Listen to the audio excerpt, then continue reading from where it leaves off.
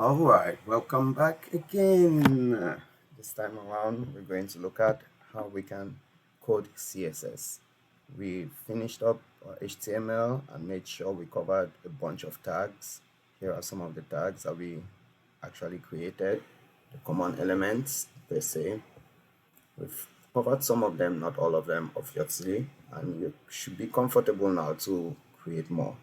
Now let's go into our code. We do have the demo that we created, but we're going to go back to the actual one we used earlier.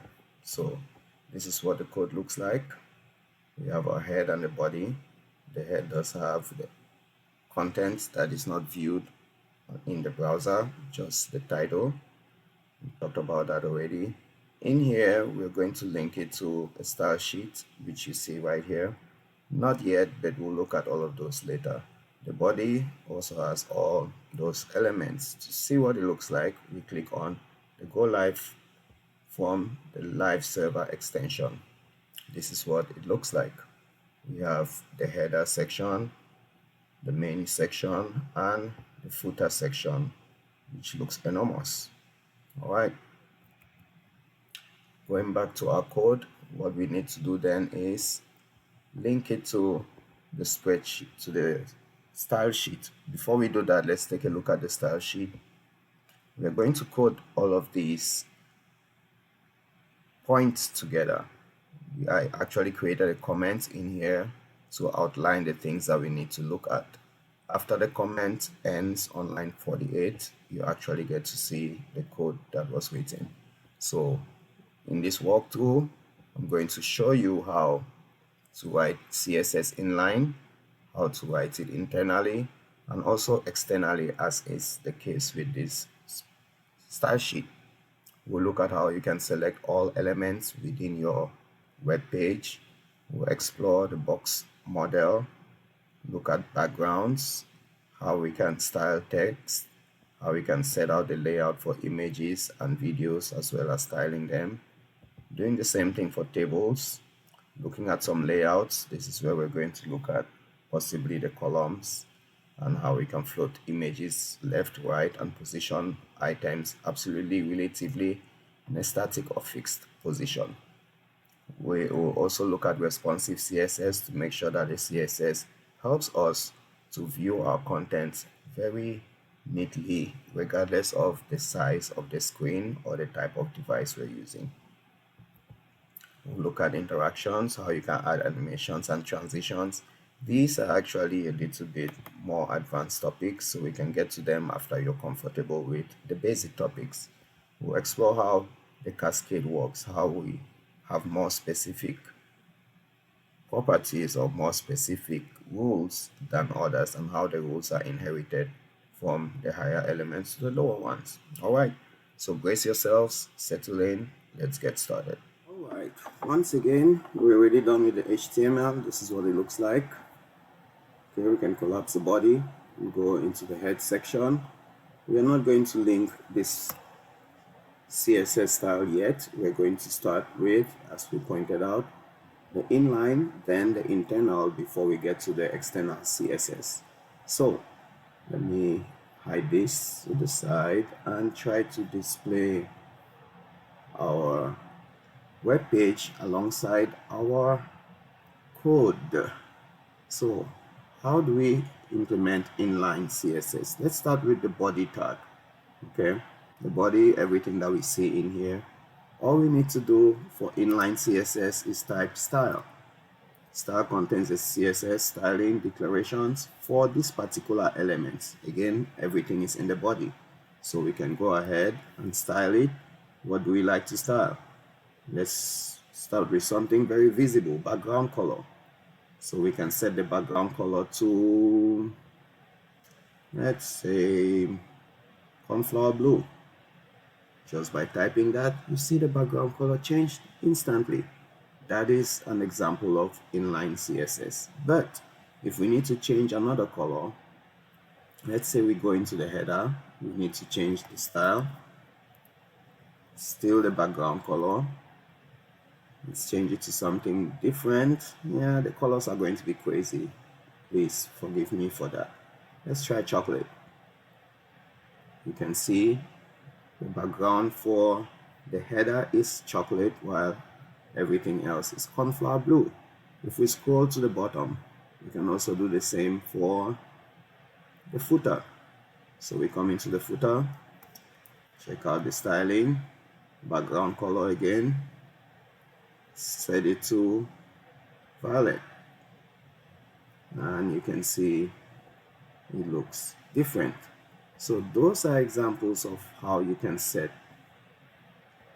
the CSS of a document using inline methods. But this is very tedious. If you need to make changes, you have to locate where you made those substitutions. So that was way back when this was being done. You can add it to make a quick fix, so maybe test something out real quickly before you add it to your code. But it is highly discouraged. So let's not focus on this. Let's dive into the next method, which is internal. I'm going to undo everything we've done so far with Ctrl Z, undo the changes in the footer. Also go ahead and undo the changes in the body or the header and the changes in the body. Now we're back to where we started. For internal CSS, we need to insert it in the head section. How do we do that? We start with the style tag. Now everything that we entered for the body, the header and the footer, we can go ahead and add it in this style element within the opening and closing tags. So first we need to select the element we need to make changes to. We want to select the body. To select the body, you simply type body and you use curly braces. These curly braces that's where we're going to insert the property and the value. The property for the body we need to change is the background color, and we needed the background color to be, let's use something nicer this time, aqua. Just like that, we've changed the background color of the body. If we need to change something else, we can go ahead and use another selector. Let's say header. In the header, we want to maybe make two changes. Change the header to have the background color as well of it's a blue. So the header has blue. Oof, that's horrible. Oh my god. Let's delete that. Instead of using blue per se, there are many ways you can change the value.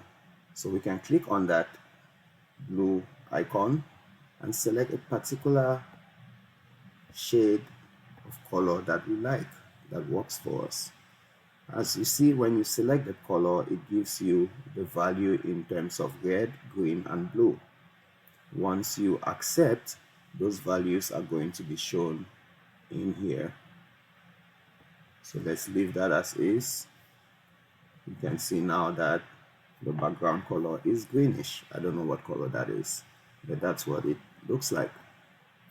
So there are many ways you can add the value of the color. Another way you can do that, let's scroll down to the bottom where we have the footer. We're going to select that footer and use that same background color, but this time around we'll figure out another way of entering it. At the bottom here, you can see a hex number that starts with a hashtag. While you scroll down, you see the hex number changes. So for blue, you have 0000FF. F is the highest number for hex, and it represents blue. You have RGB. The next two numbers are for green. The next two numbers are for red. So starting from 0 and ending at FFF. If we needed just white, we can go ahead and do hashtag FFFFFF. And you can see the background now is white for the bottom. Obviously, if you wanted it to be black, you would do 0000000, and it is now all black. So that's the range of the colors. You can choose whichever one you like. This is how you code internal CSS. Again, select the element you need to make changes to, provide the property you need to change, and the value for the property. There are many ways you can have the value entered. Alright, so also this is not very intuitive because you have to come into your HTML document to be able to make changes to the style. Why not just have the style totally separate? So let's go ahead and get this out of the way, cutting it. Now there's no style anymore. What we actually prefer or encourage everyone to use is to link to an external CSS file. So there are many types of links you can have. You can link to your favorite icon, icon that you see at the top left of your window or tab. You can link to JavaScript and so on and so forth. So let's link to CSS. It tells you link to style sheet, and it automatically went to that style.css file, and you see everything looks fine. But instead of us using this file, we're going to code everything from scratch. Before we code everything from scratch, let's walk you through what it looks like right now. Okay, right now if you go into this style, let's start from the very top. I believe I should collapse this. Yeah. So the body, as you can see, has a light green background. Light green background is everything you see here in the body. The colors, the text is going to be navy. Here you have the text is navy. It looks pretty small. I can go ahead and add another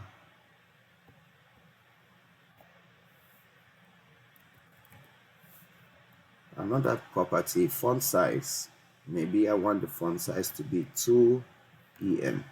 EM is another way of choosing your sizes. M is, I'm not sure if I can describe it better, but it just tells you it's about the size of letter M, right? There you go.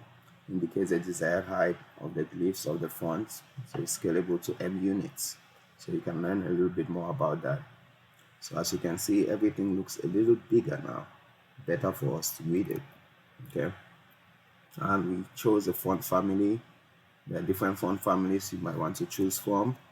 If we delete that, it goes to the default for the browser and the actual user that has been set up. So if we need to change it again on line 54, font family, there are a bunch of different options we could choose from.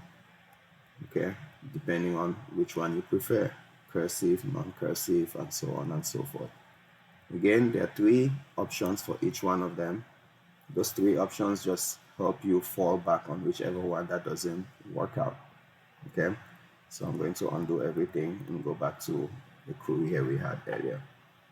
And that's about it for the body. Everything else falls into that section. So again, background is light green, text color is navy, font size is 2 M's. Another option is RM or REM. Those are relative M units. It's going to be relative to the screen size. So REM is actually a better option to use than the other one. Okay, let's see.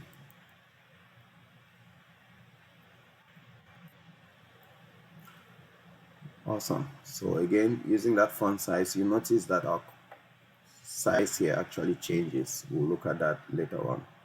But you could also say 2 pixels, 2 inches. You see how small it looks. Maybe 20. That's better. But then this is not relative. If you go into a screen that is smaller or bigger, it might be different. So that's it for the body. The header is an interesting one. As you can see, when we scroll down, the header stays in place. How is that possible? That's because we have a position of fixed. Again, we talked about the margin, which is outside the border. We also talked about the padding, which is inside the border. For the header, we don't care about the padding for now. Everything looks just fine. We positioned it to be fixed. We also added a margin of 0, so it starts at the edge. We want it to be fixed, and it should be fixed from the top left because we have those values as 0 and 0. The Z index positions it on top of all the other elements. So it's layered on top. And we want our width to be 100%. If we changed it to be 80% maybe, then you see that it doesn't go all the way to the end. Again, you can decide to make it 80%, but align it to the left, align it to the center, and so on. So we don't want that for now. All right, so let's go back to 100%. The main part of the body, we added a margin and also a margin at the top. The reason I added that margin at the top is because you want to be able to still see the heading or H1 once you have this in a Z index of 999. Okay, so we've looked at the header, we've looked at the main. Oops, yes, we looked at the main. We also looked at the body. Let's slide down to the footer. You notice here that there's a comma that is being used. That's because I have the footer and the div inside the footer, as you can see on here. I have them set up to display as a block and align the text in the center. So let's scroll to the bottom and see what it looks like. Now it has a block display. Everything is center aligned. Okay.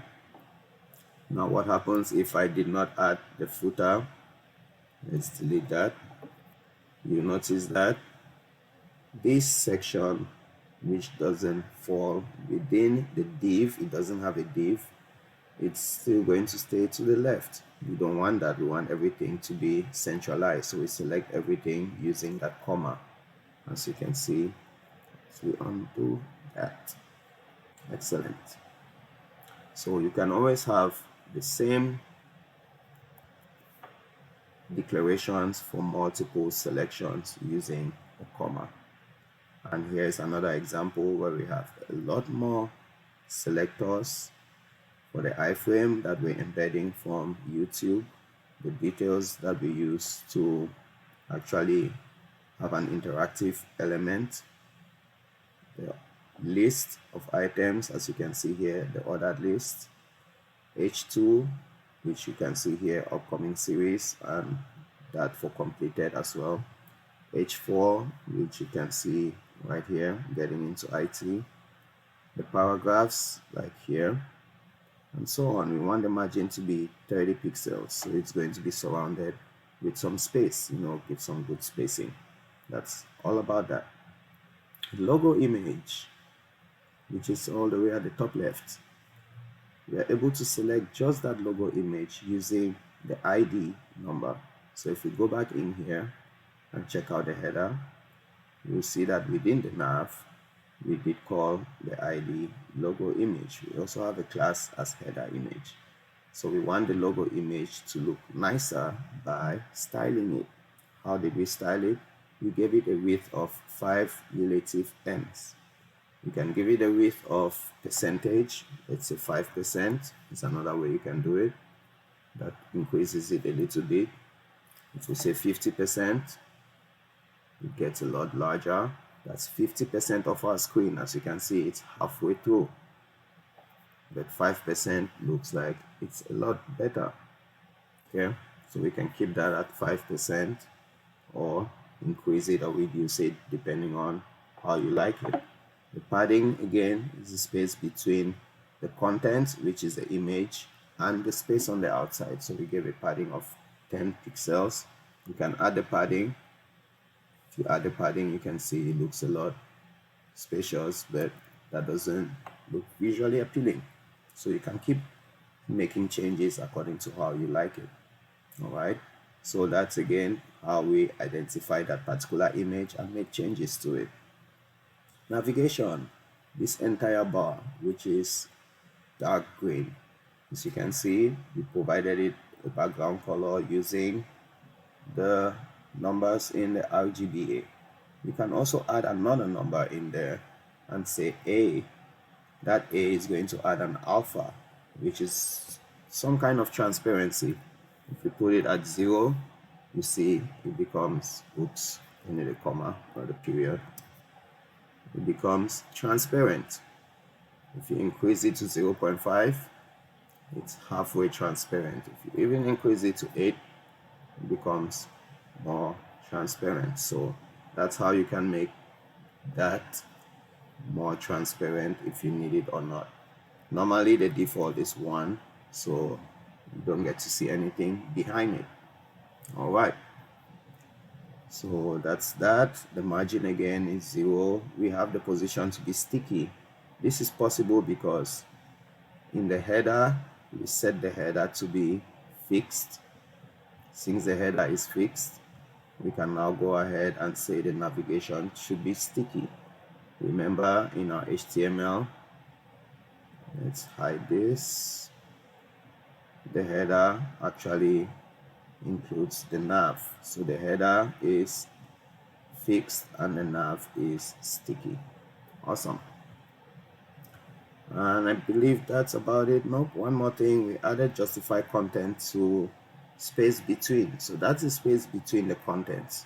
The contents in here, again, in the nav, you have the image, you have the unordered list, and you have the button. So it's able to give spaces between all of them. But it gets more intricate once you're done with the navigation. You want to also work on the unordered list, which is the links you have on there. In the unordered list, we gave it the margin and padding. We have our display this time to be flex again, and gave some space in between them. There are ways in which you can change. There's so many different things you can do with the justification. So let's check those out. You can actually have it with baseline, centered, and so on and so forth. Space around, the space between is what we use.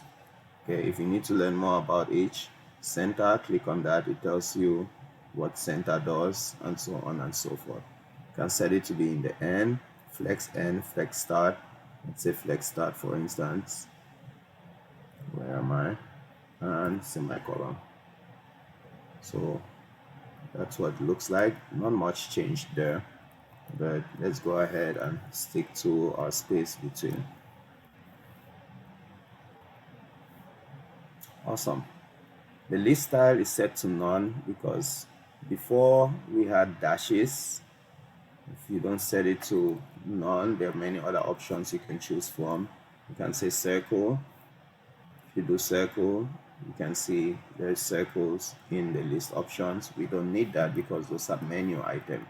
So instead of having circles or whatever, square, disc, and so on and so forth, we're going to use none so that nothing shows up in the list, so we don't get to see it. Now A is the anchor. Remember, even though it's a list item, we also set it as link. So we don't want the link to have any underline, so we removed it by using text decoration none. We set the links to be white. Normally it's blue. We can change the color if we need. Maybe we can go to navy, and you can see it changed to navy. We can make a lot of changes in there. We can also change the font size to larger. That looks good. Maybe we can change another thing about the font weight, and so on and so forth. But I don't want to change the font weight because we went ahead and did that somewhere else. So this, the next selector, is an alias. You're saying that for the link, when you hover over it, do all these things. Okay, so when you hover over the link, set the decoration now to have an underline. So if I hover over it, there is an underline. You set the font size to be extra large, so the size increases a little bit, or not. I'm missing something there. No, it doesn't. Okay, it works for that, it doesn't work for this. Okay, which means my specification is incorrect. That's because I forgot to add another one in there. So let's copy this, paste it, add a comma. This should have not nav and a hover. We should also have unordered list in there. And within the unordered list, we have list item. I believe that should have giving us if I put it in the nav on other list item, blah blah blah. So let's check it out and see if that's what we have on other list item. Or I could as well just point out to the particular item we wanted to go to. But that should have taken me to get that particular. It is working, but something is missing. It has the underline and the background, but it's missing the size. So I think we cannot change the size of that any longer. So no problem with that. We're going to disregard that and review it later. But that's how you make the hover effect to get created. Give it a background color, underline it. It's supposed to get a little bit larger, and give it a border radius. Border radius is very good because it helps your images to look modern. We'll look at those later. So list item, again, remove the margins, make sure everything is good, have some padding around them, and that's good. The button, which is what you see at the top right, it has background color of green, border radius as well of 20, margin as well, so that it doesn't hit the wall. And the color of the link is now yellow, as you can see right here. It looks good. As well as the font size is medium, and so on and so forth. For H1 elements, which is what we got here, we align the text to the center. We can align it whichever way we want. Now the image, not just this image, but every image we have in here is going to have, these are some images at the bottom, is going to have 20% radius. Okay, but you'll notice that this radius, if we go ahead and do a search for radius, there are many different areas in which we set the radius, so it's not very intuitive to have the button has its own radius, we have the image has its own radius, even going to the bottom, the back of the iframe has its own radius. So we can have all of them mapped together using commas to make our life easier, so we can fix it all in one place. Just wanted to point that out using the search. So let's hide that back. Very good. Now we did go ahead and add a marker or markup for each one of those H2 elements.